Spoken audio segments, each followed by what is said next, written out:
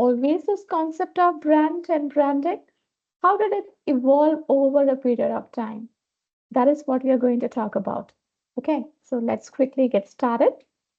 Today's session objectives are chart the evolution of brands, highlighting key transformations and influences, differentiate the components of brand equity and their impact on business success, develop a comprehensive brand strategy aligned with business goals and target audience, assess brand performance using relevant metrics and data driven insights, apply brand management principles to real world scenario and case studies. So, in today's session, I have included as many examples as possible. Okay, so that it becomes interactive and interesting, and you will be able to absorb the content easily. All right, so let's quickly get started. So, first of all, again, the same question I asked you in the last lecture. What is brand? What is it? What is brand? I got this famous quote about a brand by Scott Cook. It is a brand is no longer what we tell the consumers it is. It is what consumers tell each other it is. Confused? Don't be confused. So, is brand a brand logo?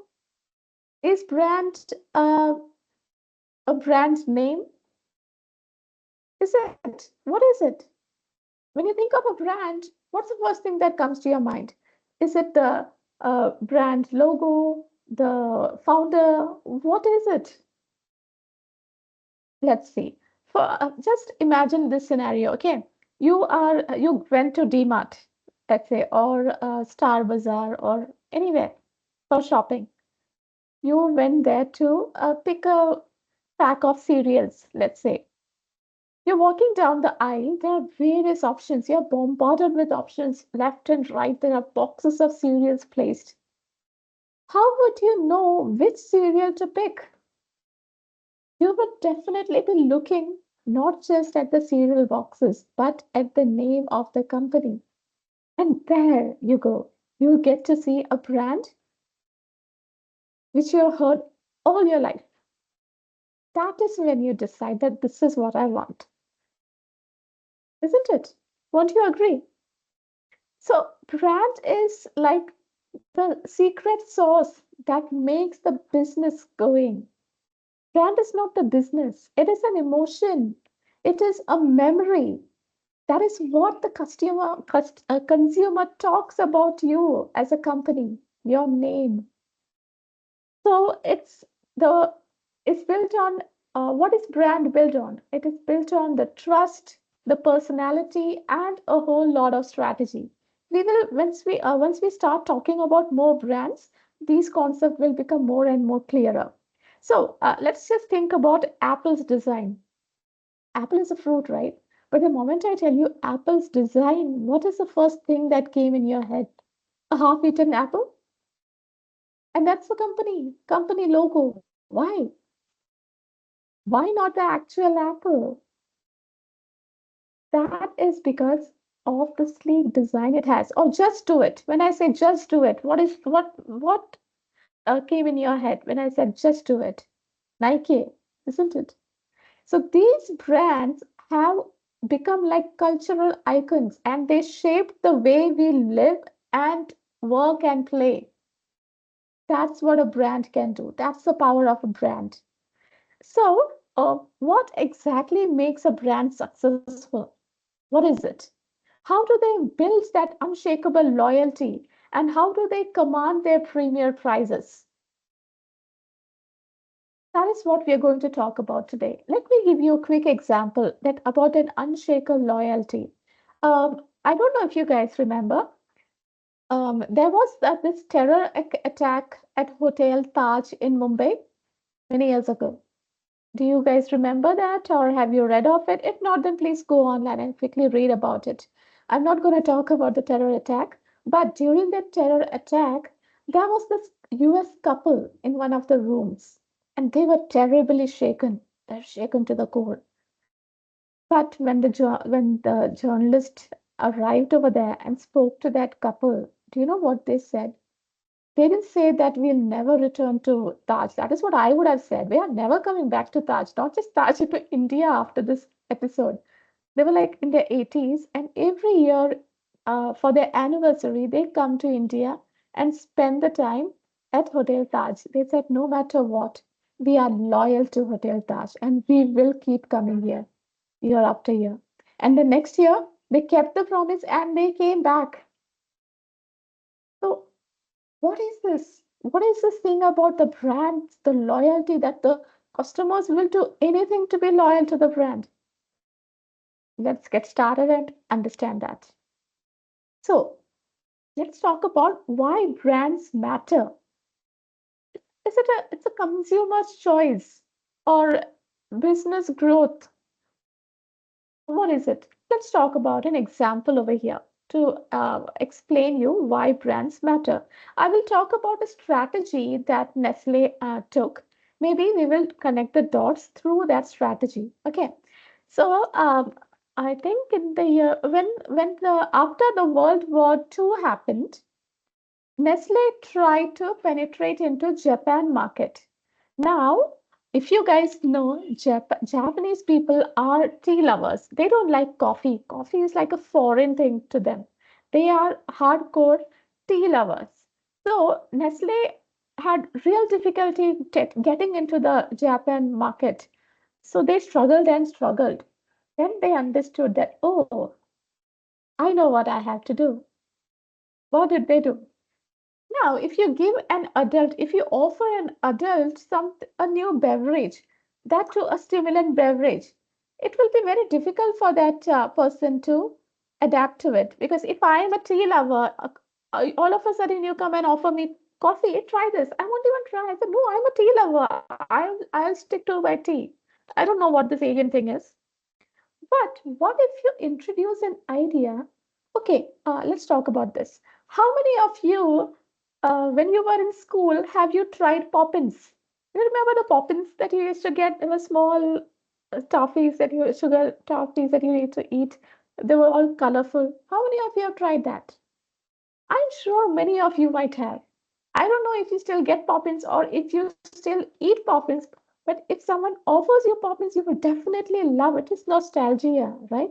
So, what Nestle did over here is they understood that they need to play this in a long term basis. They don't want to just come and introduce coffee, but they want to introduce coffee into the culture. How to do that? They came up with coffee flavored chocolates and candies and distributed it to children. So when these children started eating these toffees and they grew up, over a period of time, they became nostalgic towards a coffee flavor. And then when Nestle introduced coffee, they got addicted. Are you understanding the strategy? Now can you connect the dot? It is not just a brand is not just an overnight success thing. It takes planning, it takes years and years, at times a decade to establish itself. It is nostalgia, it is an emotion, it is everything beyond a product. Okay, so let's see. So is it that a brand that's something you can touch, physically touch and feel? The moment I said Poppins, I don't know what else can you think? As a child, what were the small things that you were really waiting for? Today's children don't even think about it. They have everything under the roof. They're spoiled for choices. But when we were children, we didn't even play with the BSNL phones, let alone the mobile phones, right? So for us, it was very selective things that we had. Even in chips, there were not so much of varieties when we were children. Even while watching TV, uh, even if we had cable, we used to follow that schedule. This time of the day, we can only watch this. This time of the day, this is the option. Not that if not this, then that. We didn't have that many options. And that's the reason we were loyal towards a particular brand. Our loyalty is much more. So again, my question, what is brand? Is it something that you can hold? It's an emotion, it's a nostalgia. It goes far beyond all these things. And that is the reason brand matters a lot. Okay. So, evolution of brands. So, let's say, talk about the ancient times. Do you think right from the beginning there were these brands? Right from the ancient times? They had their own system of brands. For example, let's see, earliest brands were symbols of origin, ownership, marks on lifestyles, potteries, and etc. So, earlier days, when they did not have these fancy logos and these marketing strategies or even a marketing team, how did they show their brands or how did they show their ownership over something? So back then, what happened is if they owned a livestock, a cow, they used to put a symbol on them. If they are someone is into pottery, they used to put a symbol on the pottery so that they own it. This is my pottery. Do you see the sigil? Do you see the mark on this pottery? That means it is my mark. That was the way they expressed. I'm sorry about the dogs. Please don't mind them. So that is the way they showed their branding back then in the ancient times. Let me see if I can get more examples. Just a moment, please.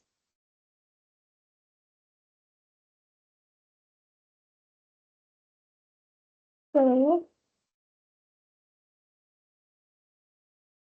no, that's about it. About medieval time, that's what I have. Let's talk about, sorry, the ancient times. Let's talk about the medieval times. After ancient times came the medieval era. In the medieval time, what happened is the craftsmen marked their products to ensure quality. That was the beginning of the brand as a trust signal. For example, in the European nations, they had this guilds technique in which only the trained professional they used to teach each other their skill, and only people belonging to that community will have access to that particular guild, and it worked as a brand symbol. In India, it was different. We used to use marks and symbols to guarantee our quality and origin. It used to again differ from one. Uh, in India, we had this family, one family to another family, and so on. Okay, so that was about the a medieval period. In the medieval era, this was what happened. Then came the Industrial Revolution. This was a revolution in itself, as you all know. Till now, they were like if there was one potter who could only produce that many pots, that many items, or a locksmith can only produce that many locks at a time. But after Industrial Revolution, there was mass production. There was a rise of consumerism that, and hence, because of this mass production, there was a desperate need for differentiation. The brand has to have a unique identity. Here is an example of Quaker Oats. So when Quaker Oats came, what happened back then is there were a lot of cereals in the market because of mass production. There were a lot of cereals. I mean, in the Europe at least, they used to rely a lot on cereals for their breakfast at least. So Quaker Oats, they struggled about how to stand out from these cereals and how to replace the term cereal with Quaker Oats. That was their brand goal as such. So what they did is they created a different brand personality. And if you look at the if you look at the Quaker Oats, you will see that Quaker man over there, and that man symbolized trust, quality, and wholesomeness, and that is what set Quaker Oats apart from the generic oats. And eventually, whenever anyone talked about oats, they talked about instead of oats, they used to say Quaker Oats. That is how it happened because that brand had a goal in mind, and they worked towards it. Okay, so let me see. Coca-Cola. Now, Coca-Cola, during the Industrial Revolution, what happened is there was a lot of beverages over there because of mass production. Again, there were so many productions, there were so many brands into beverages that Coca-Cola had to come up with something so that they could stand out. So, what did they do to stand out? Any guesses? So, right now, when you think of Coca-Cola, what comes in your mind? What is the first thing that comes in your mind?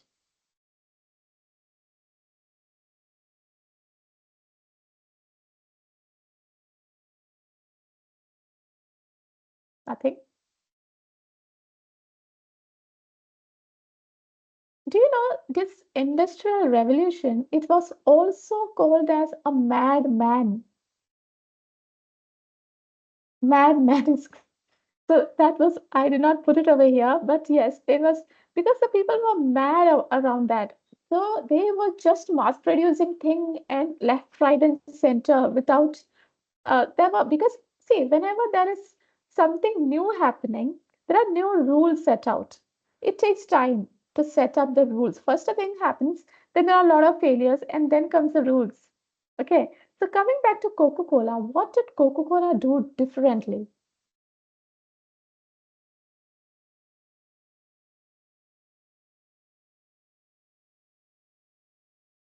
So, what Coca-Cola did is they invested heavily in advertising and creating their brand identity. So, if look at their even today, they have not changed their logo. Think of just close your eyes and think of Coca-Cola. Which are the movies that you have seen Coca-Cola in?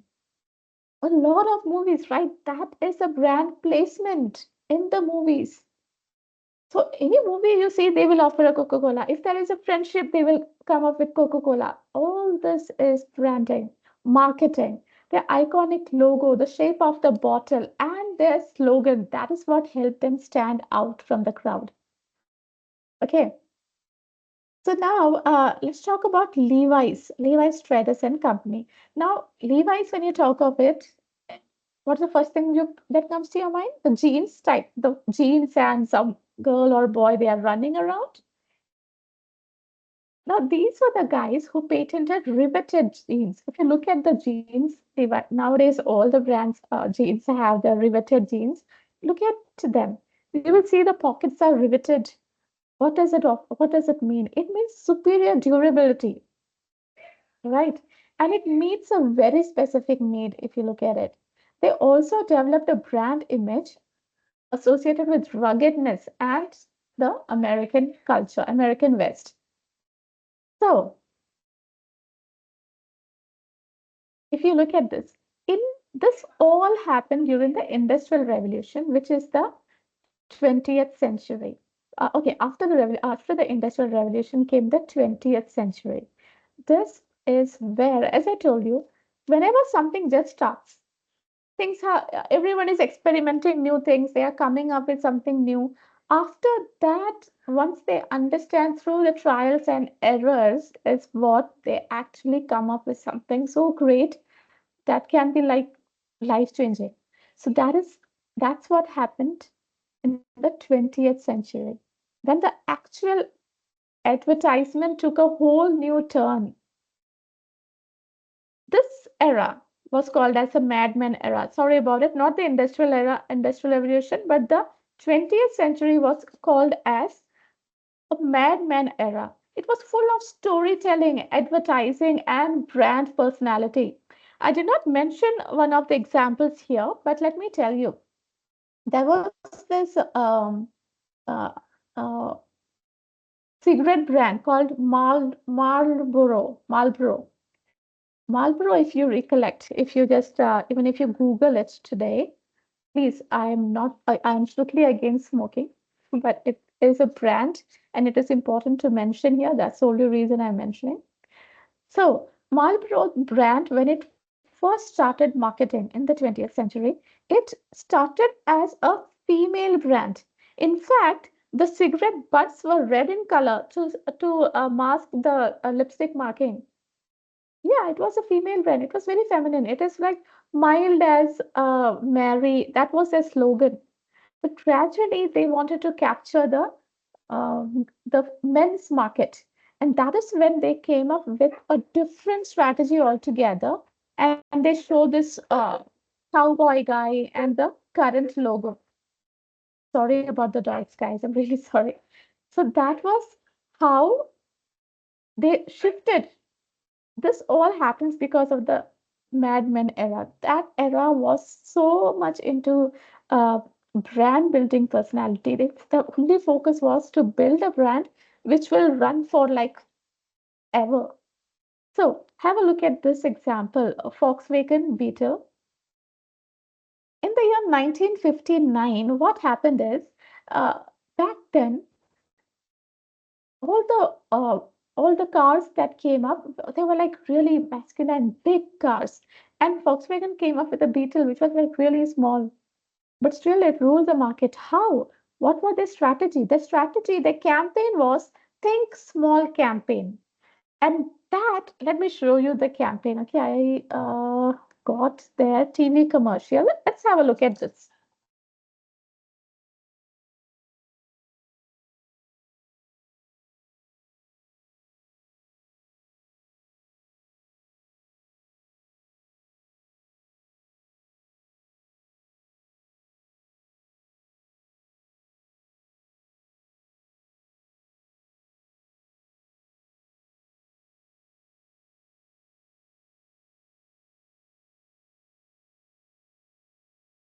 See, that is the Volkswagen advertisement of Think Small campaign. And oh, I'm sorry about it. And it took the world by storm. I mean, the world where the big and huge masculine cars were ruling. This is a small car. Let me show you the car if you're not familiar with it. Let me show it. Right. Volkswagen Beetle. Think small. See, look at that. Look at the way they advertised it. Think small. Have a look at, if you're more interested about this campaign, go ahead, go online and search about this campaign. You'll get to learn a lot. It was very simple if you look at that advertisement, nothing fancy, nothing. It's just think small. And only because of the uniqueness, it actually worked.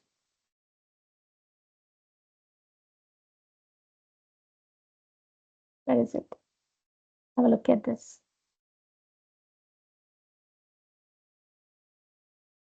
Why do we put such big wheels on our little car?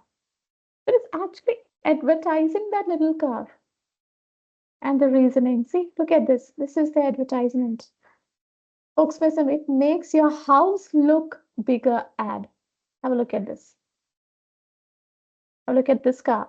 What kind of people buy the, okay, Volkswagen, every new one comes slightly different ad. See, look at this.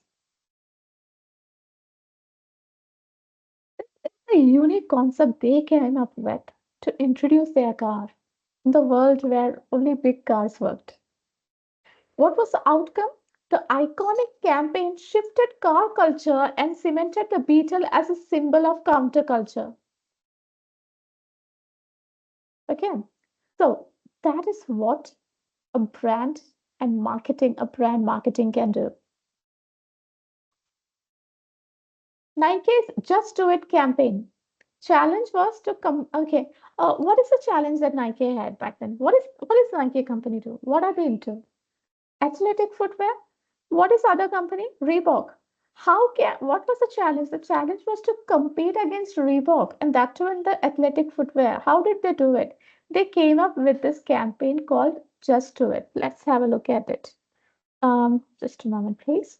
So, guys, I use this Brave browser. Brave browser comes with, it's got ad blockers. And when I have to show you just some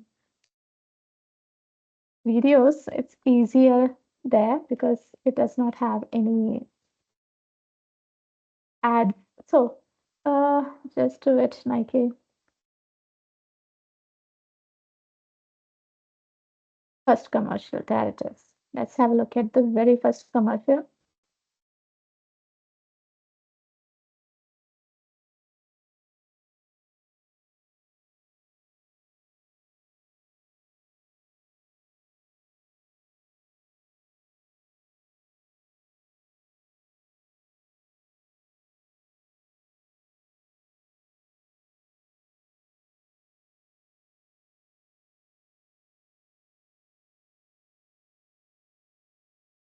So what happened when you had a look at this? This was the first commercial for a Just Do It campaign. What happened when you just looked at it? It brought a smile on your face, right? How many out of this 31 seconds, how many seconds did they actually show the shoe? So branding is just not showing their product over and over again. It is an emotion. It is more than an emotion, in fact. Right. Now, have a look at this one.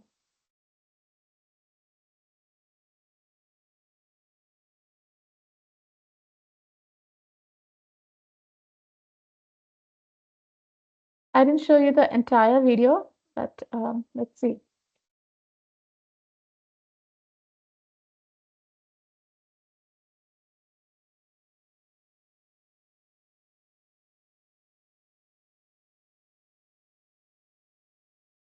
So, what's happening here? When you're looking at this commercial, all of a sudden there is an adrenaline rush within you. This commercial is not just about Nike, it is to get that athlete spirit within you, to get that fire in you so that you can actually what connect with this brand. Next time you think of athlete, you will think of this Nike. That's what they want to do with their commercial. Listen to the music,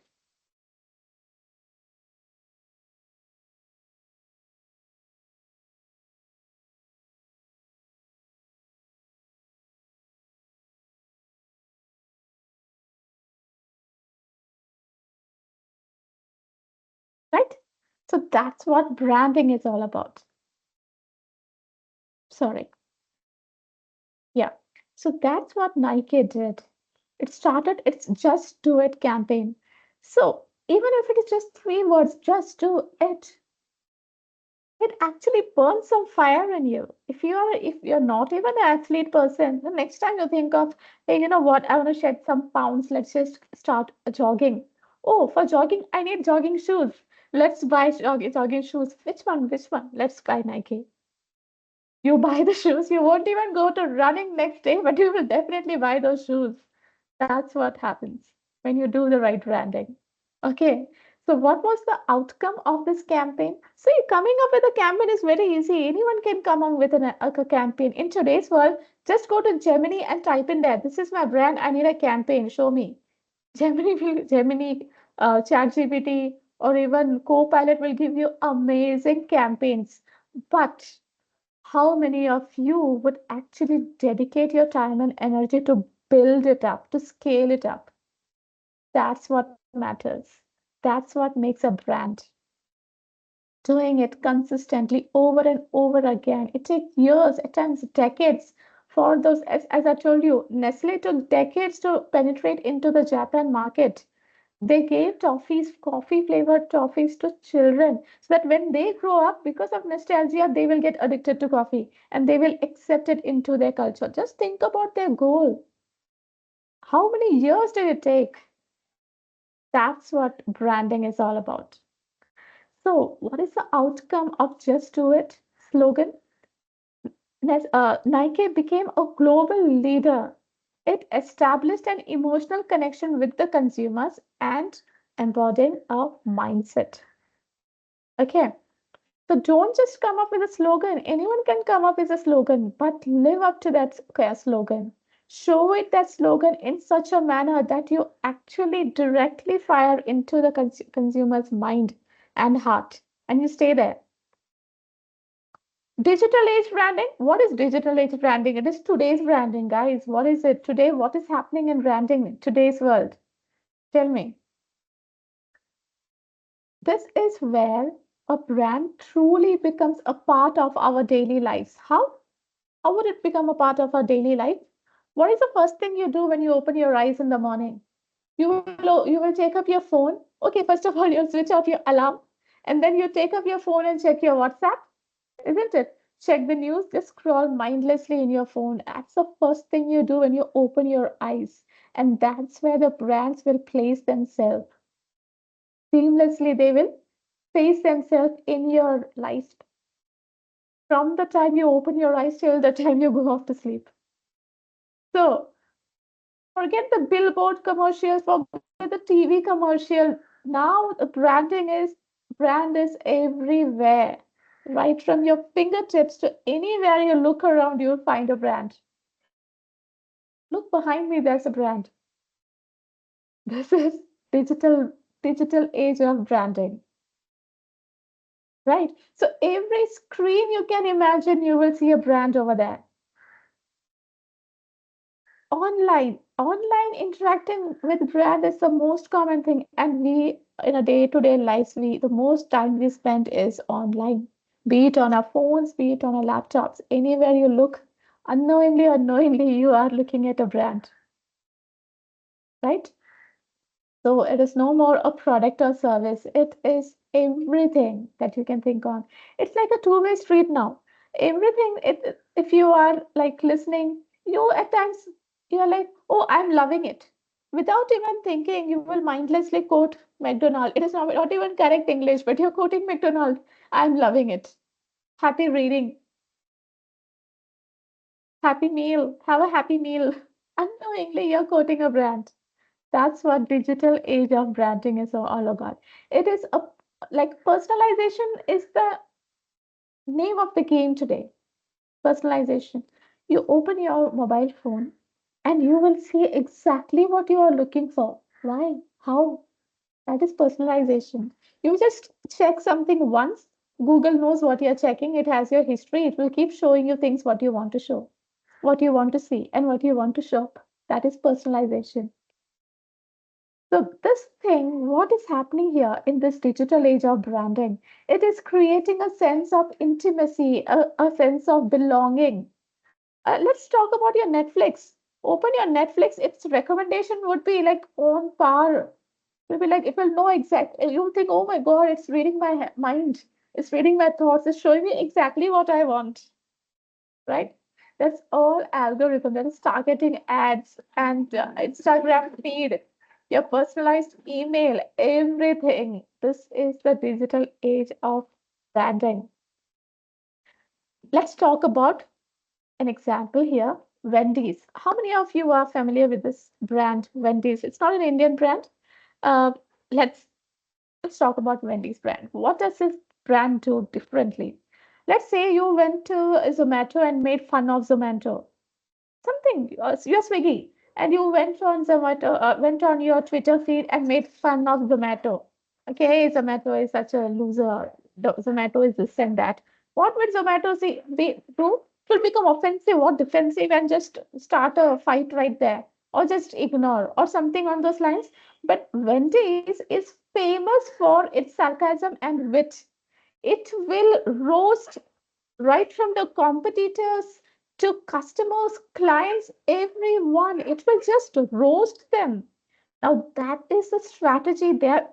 So when I think of Wendy, I think of like roasting someone and being sarcastic to the core.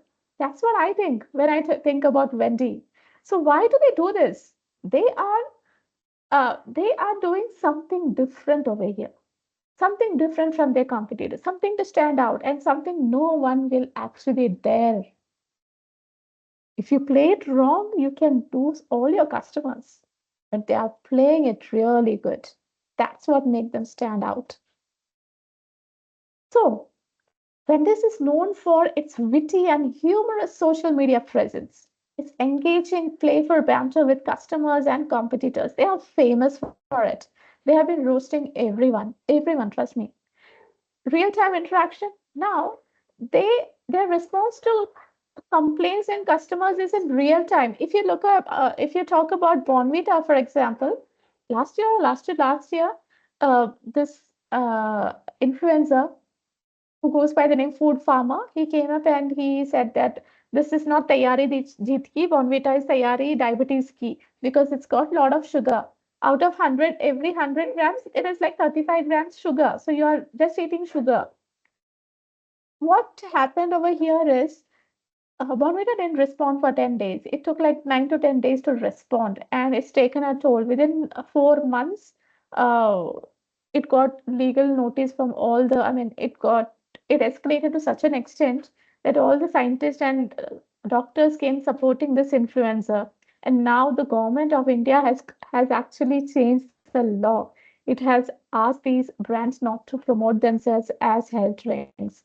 So that's the power of this guy influencers. But I'm not talking about the influencer, I'm talking about the brand's response. Because the brand took its own time to respond, it escalated so much. It lost a lot of customers trust. On the other hand, Wendy's, what it does, it responds to customers and complaints in real time. Just imagine the kind of people working for Wendy's. They're sitting over there and they're just talking, directly to chatting. You post something, at the rate Wendy, this, that, they will just get back to you then and there, real-time basis. So this showcases their commitment to customer service. Another example I would give is recently, I think last month, now FSSAI, it started drilling down hotels and the chains one by one. So in I don't remember which city, they went to a city and they were auditing an KFC chain over there. They found that the oil used by KFC, they are reusing the oil. Ideally, as per FSSAI, yeah, instructions. You are supposed to throw out the oil. You use it once and throw it out. Vada pav walas and all, vada pav and samosa walas reuse it like multiple times. That's a different issue altogether. But the big chains like McDonald's, KFC, and all these guys, they're supposed to throw it out. But what KFC is doing it, they're putting something in the oil so that it is safe to use again. That is what KFC was claiming. And FSSAI actually suspended the license of one of these chains, saying that no, it is not supposed to, it is not safe for the customers. They shut them down. But within 24 hours, KFC came up stating that whatever we are doing is in to safeguard I mean, the customer's health is our topmost priority. Whether it worked or not, at least they said something. They gave an assurance to the customers that we are on top of this. Whether they do it or not, it is a different thing altogether. But as a brand, you address the concern then and there. That's what matters.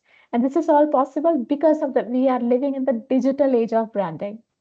Okay, so back to Wendy's. What is Wendy's doing so differently, and how is Wendy's leveraging the digital age in their branding?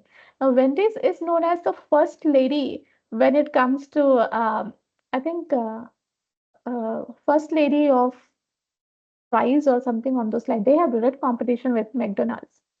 So brand as an ongoing conversation. When these social media interactions create a sense of community and makes a brand feel relatable and approachable, even if they keep on roasting their customers, actually the customers keep coming back to the brand because of their real time addressing issues and the way they are. Like they are really quirky and witty and sarcastic. So let's just get started with have a look at this. This is how the Wendy's Twitter, what do you say, profile pic looks like. This is Wendy, the brand logo, just like McDonald has uh, McDonald's. This is Wendy. Have a look at this. At the rate Wendy's. We like our tweets the way we like our fries, hot, crispy, and better than anyone expects from a fast food restaurant. A direct hit. It's a direct hit to all its competitors. I have collated a couple of examples to show you what I'm talking about and why I love the way they brand themselves. And I love the way they use a digital era. I mean, I just love the way. They use digital marketing or social media marketing. So what happened here is this guy tweeted saying if Wendy's at when you say at the rate and the brand name, they directly get a trigger over there that someone has mentioned you. So if Wendy's replies to this tweet, I will buy everyone who likes that back or that or whatever. Wendy's responded to it saying prove it. That's all Wendy's said. Then what happened? This guy is also replying. It's, so this guy is not replying anything now. What will he say now? Am I late to the party? Did I miss the free deliciousness? They don't seem to have listed a time frame. So they are actually going after anyone and everyone. Let's have a look at one more example. Now, what is this person saying?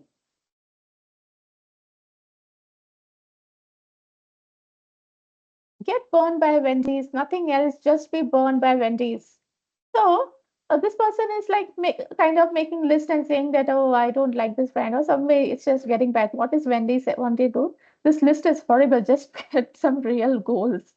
Hi, I hope that helps. Thank you. I can now die in peace. Seriously. Now look at this. Morning when wins $5 off breakfast through blah blah whatever. They're trying to promote something. Jokes on you. I'm having McDonald's. Someone said. Sounds like the joke's on you. Yes. There are a few as well in which they get into a tiff between its competitors as well. I couldn't get those images. Anyway, this is Wendy's way of treating their customers or anyone who tries to roast them. They get back to them. That is a very innovative way and risky as well. That is one of the reasons the other brands have not yet applied it because it is actually risky. You have to be very careful what you're doing. Okay, so let's see. What am I missing? Okay, now that we are done understanding brands, we will now talk about brand equity. What is brand equity? What do you understand by the term? Anyone?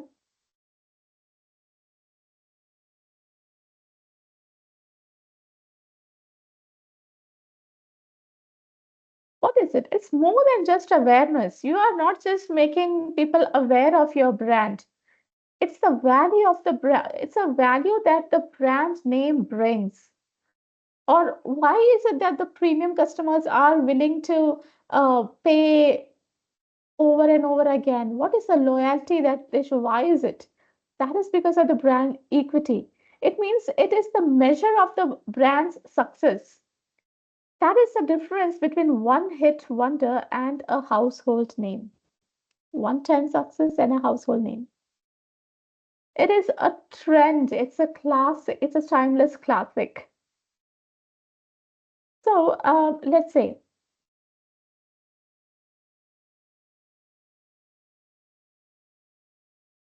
what if you come up with a brand and there's an overnight success, but you're not able to keep it for a long time? Eventually, you'll fade out. But think about Apple. They are still in the market, even though they will release an iPhone next year, there would be people lined up to purchase it at a higher price, even though it does not have any new features. Why? That is because of the brand loyalty. How did it happen? How does this brand equity thing happen?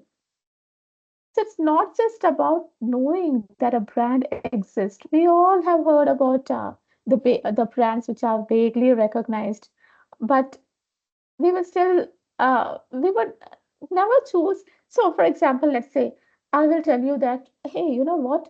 Why do you have to spend 1 lakh for a laptop? There's another laptop just for 30,000. Go buy it. Will you just go and buy it? You first check for the brand name. You'll check for the customer reviews. You'll check how long the brand is there in the market. So all these things together is called as brand equity. So let's say Starbucks and a cheaper cup of coffee. Starbucks coffee, you'll have to at least shell 200 bucks. And cheaper coffee you will get aram say for 40 rupees. Not aram say, you will easily get a cheaper brand for 40 rupees. But why is it that someone would still shell more than double the price and go to Starbucks to have a cup of coffee? Is it just the taste? Is it the ambience? It is everything, right? It is the Starbucks ambience. It is the taste. It is the feeling of a part of something bigger. That's what Starbucks brings to the table. That is brand equity in action. Got it? So it's like once you go to Starbucks, you will keep going over there. The moment you enter, you'll get a smell of coffee. The coffee lovers will keep on going there. That is what a brand equity brings. It will compel a consumer, a customer to keep coming back to that brand over and over again.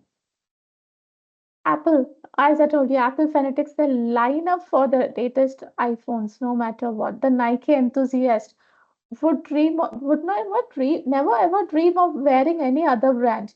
If you're a photographer, you would agree. You will either go for only Samsung, or only Nikon, never both. That is this is the kind of decision that a strong brand equity means. Okay, so now let's talk about a Keller's brand equity pyramid. Have a look at this pyramid. Okay, this is called as a Keller's brand equity pyramid. At the base, you will see its salience or identity. This means this is the foundation of your brand. It is like what do you call how well known your brand is. Think of it. The first Coca-Cola icon, Coca-Cola image was what? The iconic white and red logo. Did you know today Santa Claus that you see? When you think of Santa Claus, what is the first thing that comes to long beard, red dress, and red cap? Did you know Coca-Cola invented that Santa? Yes, Coca-Cola came up with that Santa. Why do you think Coca-Cola has red and white in its brand color? Because it invented Santa coming with that Coca-Cola thing. And that is how today we are following Santa Claus. Earlier was a different version altogether. So Coca-Cola is the one who introduced us to the new version of Santa Claus. Yes, if you want, I'll prepare a case study around it. We can discuss in our next brand class. It would be really interesting to know that. If you don't know that it is a life-changing thing that Coca-Cola did to market itself. Oh, let's have a look at it right now. What say? Oh, okay, Coca-Cola.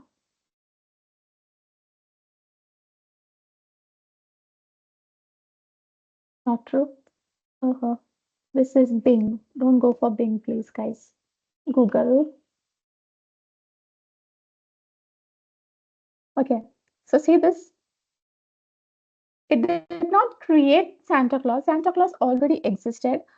But this image with a big beard and the white and red color associated with Santa, that is what Coca-Cola came up with. Look at this. It's actually drinking Coca-Cola. See, it has a Santa Claus has Coca-Cola in its hand.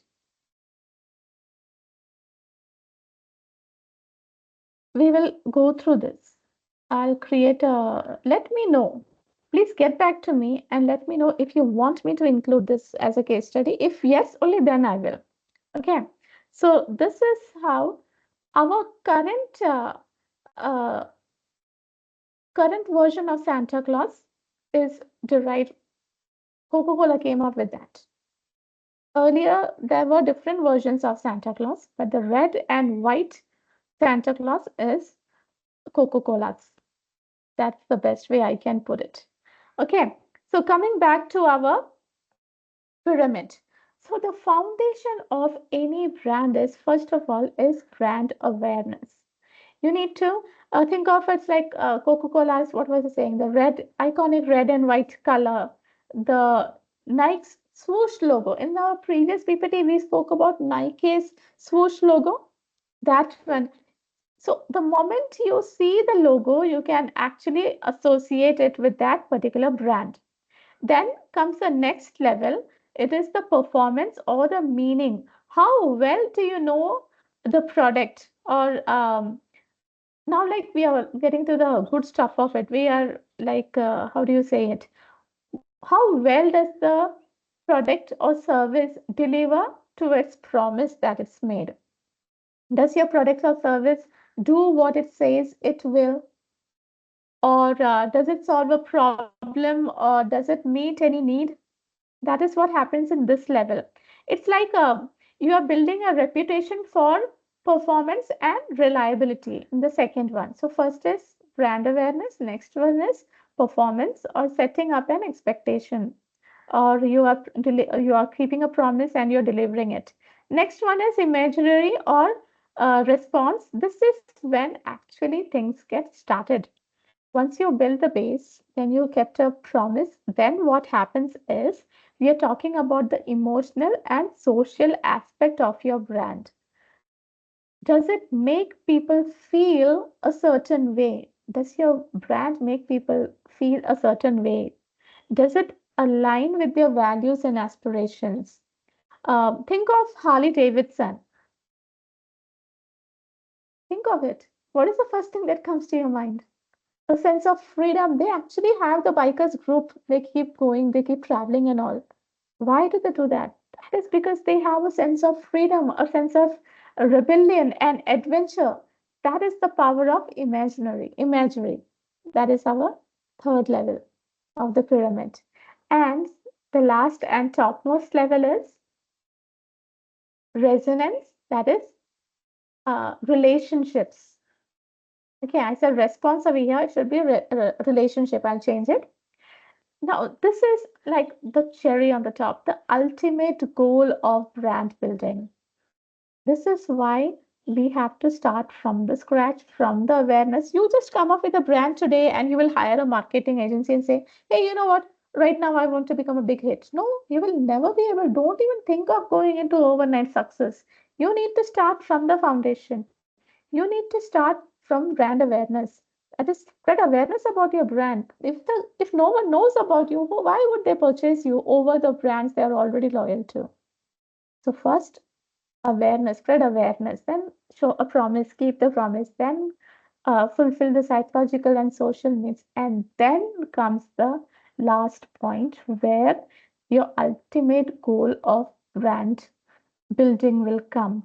This is about creating a deep, lasting connection with your customers. This is where the sense of community and belonging will come. Think of Apple as we already discussed about the Apple enthusiast who will always come back for the brand every year, year on year. So, did that happen overnight? No, it took ages, right? So, this is when a brand achieves this, the top, that is resonance. That is that is called as the holy grail of brand equity. That is the epitome of, it's the highest point a brand wants to reach or wants to achieve in branding. Okay, so this is called as the Keller's brand equity pyramid, customer based brand equity. So once again, the base is identity, that is deep, broad brand awareness. Next is the performance, that is meeting functional needs. Then comes the imagery response, psychological and social needs met. And the top is relationship, intense loyalty, community towards brand. Okay, Acres brand equity model. I will cover this in the next session. I think we are out of time now. Sorry, my battery is not charging. Okay. Just a moment, please. I'll just charge my laptop. Okay. Anyway, so that was about today's class. We will talk about, in the next session, we'll talk about the five dimensions: loyalty, awareness, perceived quality, association, other proprietary assets. All these things and many more we will cover in the next session. So, today's session, I hope everything was clear and you enjoyed today's session. We will meet in the next session. Okay, guys? Thank you so much for your time and you have a great day and a great weekend too.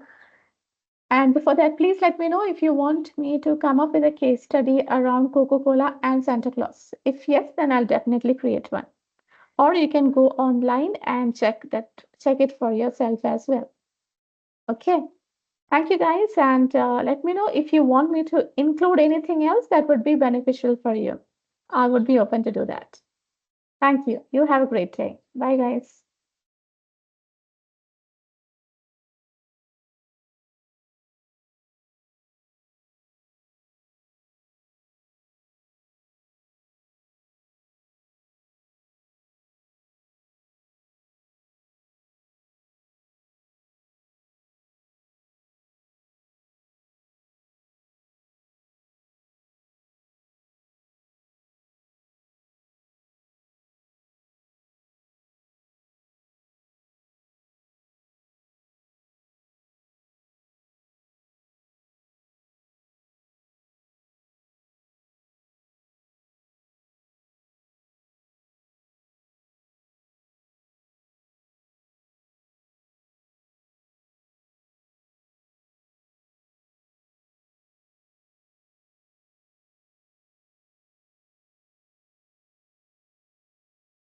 Sorry, I'm done with today's training. I was given 1 hour.